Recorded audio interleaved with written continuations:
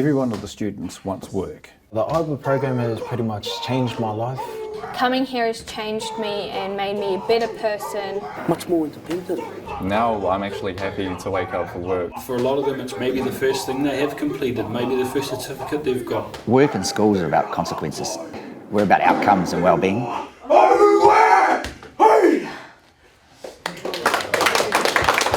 Local youth programme Imagine, Believe, Achieve is helping NEET kids, those not in education, employment or training, get their lives back on track.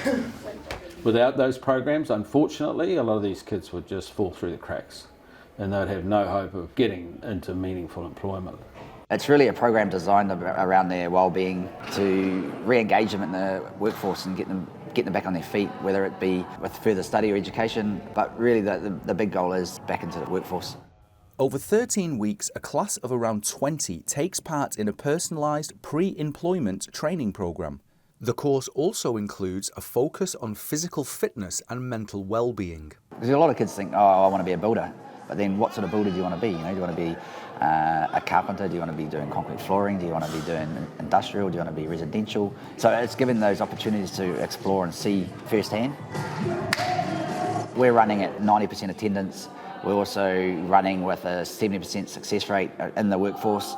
So our results are sort of speaking for themselves. For one recent graduate interested in early childhood teaching, the IBA team was instrumental in opening up new doors. I'm doing Employee NZ after this, which IBA has got me into, and they've also got my first aid course all done, and I passed that, so they gave me that opportunity as well. And we went around to a couple of daycares and everything, just so I could get the feel of it, which I liked a lot and enjoyed, so yeah. There's a misconception that at-risk youth are just from troubled backgrounds. A lot of kids at the moment are under enormous pressures through social media. Obviously with COVID, you've got an unemployment rate. A lot of the social pressures around modern day living now is huge. So we've got kids that come from the gang backgrounds, underprivileged in the sense of living in social housing. We've got kids that are coming from backgrounds with solo mums, solo dads. We've got kids that come from some wealthy families as well that are just a little bit lost, because at risk isn't always around a kid that's in trouble all the time. It's a kid that may just have no direction in life. They get to 21, 22 and they're still unsure of a pathway to take. Ko e tēnei, ko Brandon Tawhio, Mikaere-Toto tōku ingoa, a huri tēnei no tauranga moana, tauranga tangata, me a waikatoa no hoki. No reira, tēnā koutou, tēnā koutou, tēnā koutou katoa, ngā mihi. Over 100 local employers work with the programme's mentors to give these youths an opportunity of a lifetime. We've been working with one of them for 3 months now, young Brandon. Paired him up with a buddy and he's been a great team asset so far. Is it not risky to do this? Oh, look, I think there's a risk with anyone you take on. But look, probably where these guys are at their lives and what we think we can provide in terms of the mentoring and support that we can give these guys, I think we're pretty happy with that risk. Before I joined these programs, I was smoking drugs, drinking liquor, trying to join the gang, doing a lot of stuff that young dumb kids do. What do you think you personally got out of the IBA program? So out of the IBA program, I probably got more resilience, more perseverance, knowing more about life, going back to Te Ao Māori, having a sense of that part of myself. And how is life for you now? Much more independent. The values and skills IBA teaches puts its youth in pole position with prospective employers. If anything, that's probably more of an advantage because a lot of the vetting's been done. Like some applications, you get up to 30, 40 people putting their hand up for a job, so you go through that side of it. So, I mean, with these guys and in previous ones that we've done, it's just, you can tell they've done a bit of work. They've done a bit of extra, they've done a bit of stuff. So when you sit down and have the interviews, they're quite confident and they know what they're aiming for, I guess. And there's no shortage of employers willing to give the young a chance. Fortunately, there is a lot of employers who have a real heart for the community and want to help. And there's a lot of people out there that want to help and don't know how to. So when we approach an employer, we generally get a very good response and an interest in what we're doing. The IBA programme goes a step further than other similar programmes. Work in schools are about consequences. We're about outcomes and well-being. So if they have a few speed bumps along the way, it's not the end of the world. And it's showing that you can recover from those speed bumps by showing up and by putting in a little bit more effort. We follow the kids not only for the 11 weeks, but for the 9 months afterwards. This post-pastoral care makes all the difference, especially if a youth doesn't have someone at home encouraging them to keep going. We try and mediate or negotiate or help mentor both the company and the youth around how to handle some of the speed bumps that come up. I've had one youth that was late a few times for an early morning shift, 1 a.m. shift till 11. The supervisor rings me, says, hey, we've got a little issue, how can we sort this out? And I said, look, it's pretty simple. I'll have a chat to the youth, find out that his cell phone's going flat, so then I go buy him an alarm clock. End of term means graduation, and for many, a realisation of how far they've come. You saw it today, the graduation, that's what we see, and it makes it all worthwhile. You guys are like the only people that believed in me, and you've just done so much.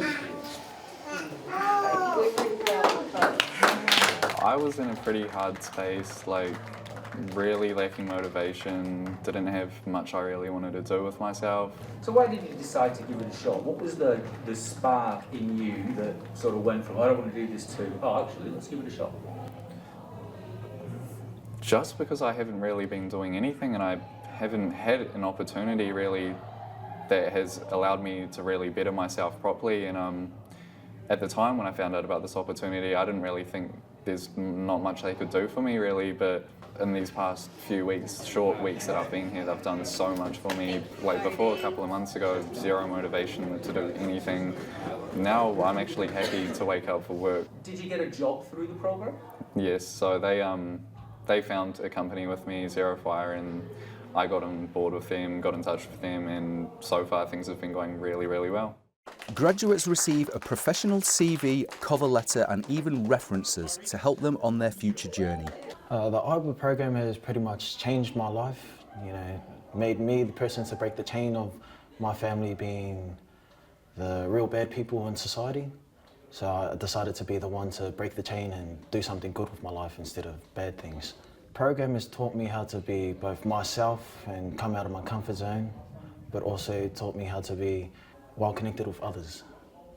And what's your relationship been like with these mentors? In my relationship, I see both Mark, Polder, Steen as fatherly figures. I see Naomi, Rachel, and all the other female facilitators as my mums. You know, that seeing them like every day coming to course, you know, lightens up my day. The relationship between student and mentor can often be complex. We do have our days, but we get back up and start the next day fresh. It's not easy. Yeah, we have our ups and downs ourselves as mentors or facilitators, and they might come in with a different attitude on a day-to-day basis, and we don't know what's going on in the background, so we have to sort of, I guess, be a bit gentle on, you know, how we are when they're acting a little bit different, but also still keep those boundaries in place. Just words can't even explain how much, how grateful I am. We know their journeys, and we know the obstacles that they've had in their lives, and we know what it's taken to get to that point. And I feel completely better person than when I first come in here. And not start to do our brother hookup.